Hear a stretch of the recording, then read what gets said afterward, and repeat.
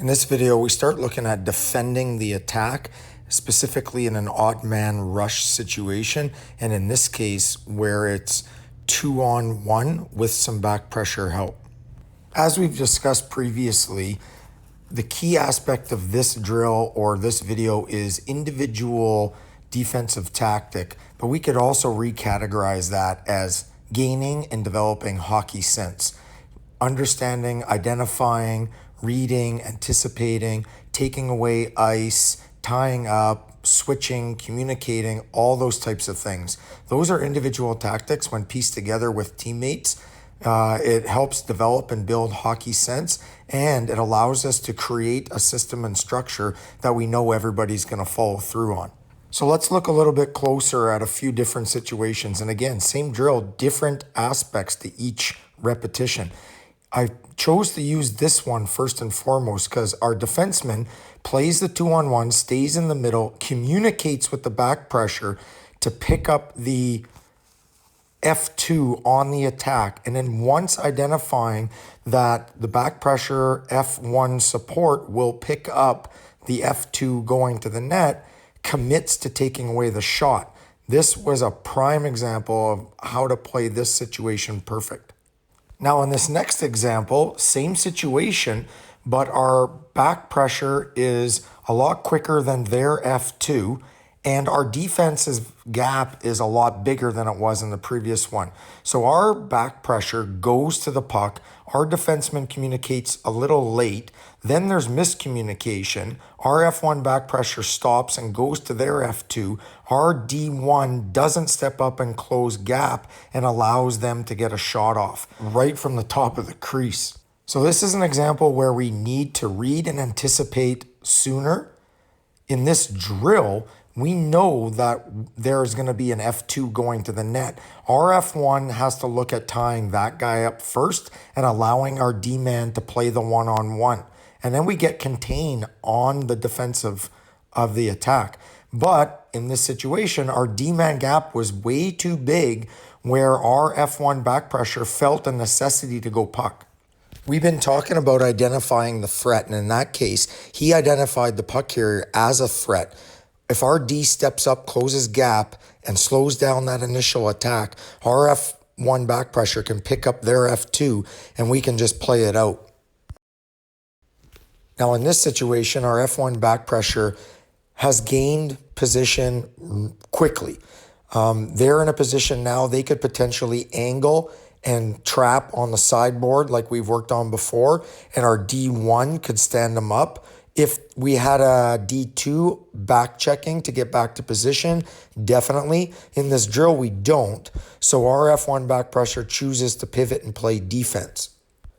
But by doing so, both that F1 and our D1 have offered way too much gap, allowing the forwards on the attack to create a pass and get a shot. Try not to do the drill, read the situation and play it like it's a game. In that case, I'd like that F1 to go puck, trap, angle, contain. Now in this example, it's a textbook 2-on-1 and our back pressure support is a long ways away. Our D-man needs to have head up, read that situation and get way more to the middle of the ice. Right now, they have drifted too far to the sideboards, even outside the dot, and allowed their F1 attacker to draw them in and feather a sauce to the middle, offering up a breakaway. Defense, stay in the middle, take away the pass, allow your goalie to see the shot. From an offensive standpoint, this is a great example by Coach Noah of delaying, waiting for his help, and creating a hockey play. In this example, we have a defenseman with the puck cutting through the middle of the ice, right through the wedge forwards. You know what I'm talking about. We've talked about it before.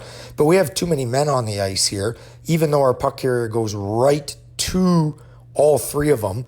My issue here is our back pressure happens to be a defenseman who goes back to the same side as the defenseman that's already there.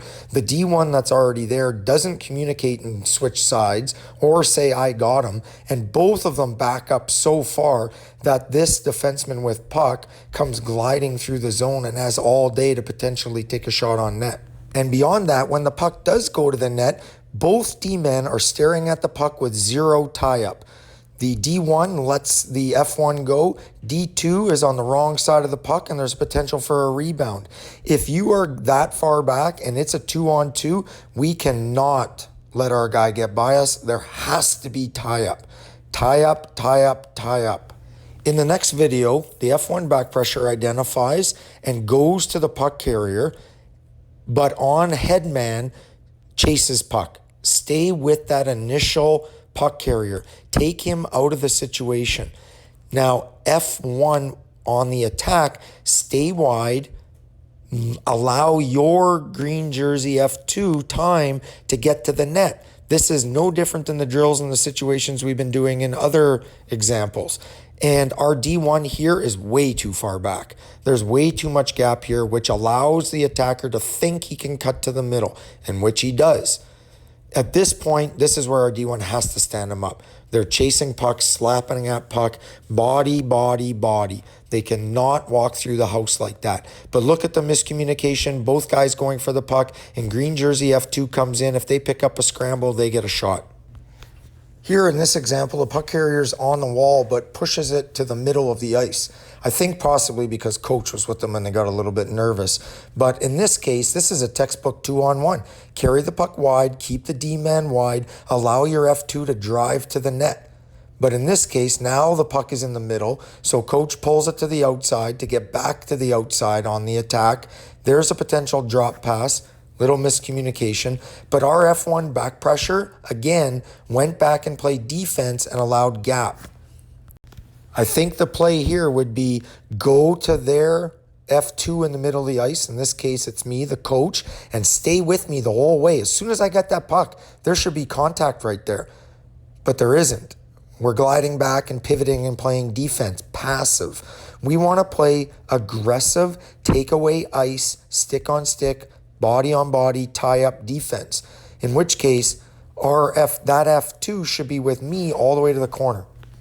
Here again in this example, our defensive gap is way too big. Okay, that's the number one priority when we redo this drill today. Defense have to close gap.